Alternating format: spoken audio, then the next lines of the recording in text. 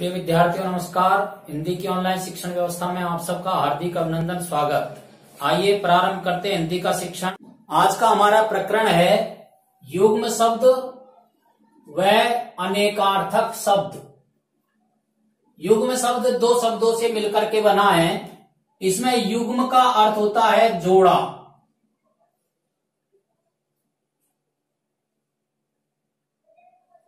या साथ साथ।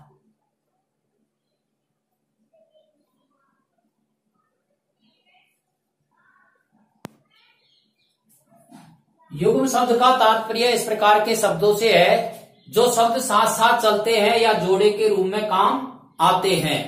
जिस प्रकार से अविराम,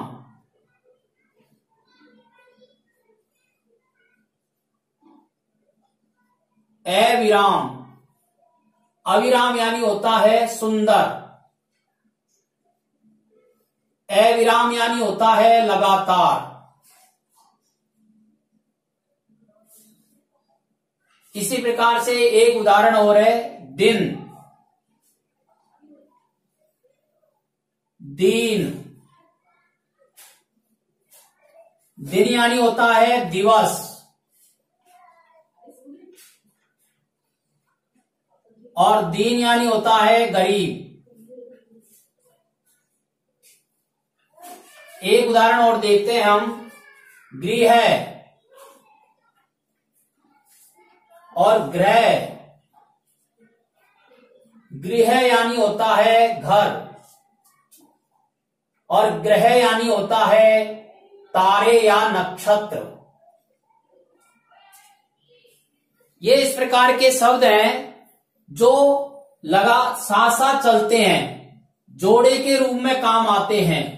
लेकिन आप इनमें एक विशेषता ध्यान कर रहे होंगे या आपको ये समझ में आ रहा होगा, ये ऐसे शब्द हैं जो उच्चारण में एक जैसे लगते हैं लेकिन इनके अर्थों में भिन्नता है।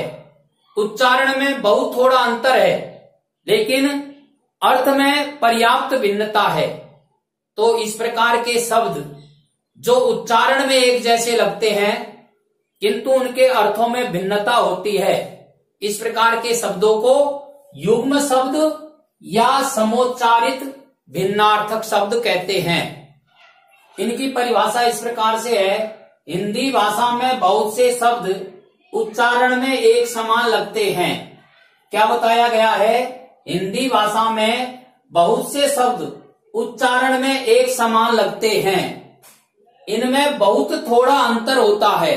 पढ़ने की दृष्टि से या सुनने की दृष्टि से इनमें अंतर बहुत थोड़ा होता है किंतु इनके अर्थ में भिन्नता होती है। लेकिन जब इन शब्दों के अर्थ को देखा जाता है तो इन शब्दों के अर्थ में पर्याप्त भिन्नता होती है। उन्हें युग्म शब्द या समोच्चारित भिन्नार्थक शब्द कहते हैं। इस प्रकार के जो शब्द होते हैं जिनके उच्चारण में समानता लगती है लेकिन उनके अर्थ अलग अलग होते हैं, इस प्रकार के शब्दों को युग्म शब्द या समोच्चारित भिन्नार्थक शब्द कहते हैं।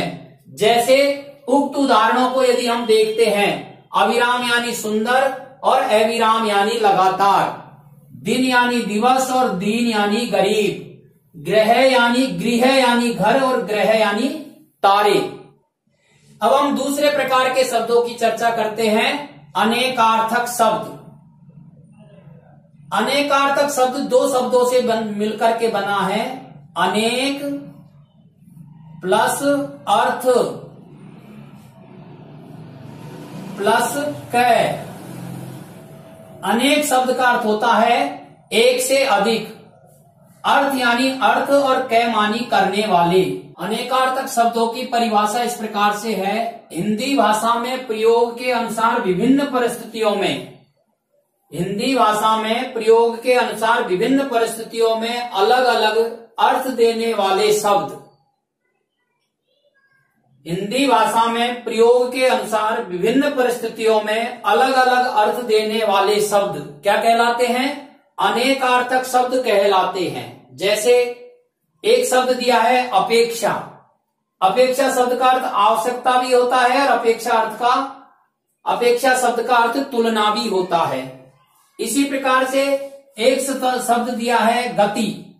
गति शब्द का अर्थ चाल भी होता है, गति शब्द का अर्थ दशा भी होता है और गति शब्द का अर्थ मोक्ष भी होता है।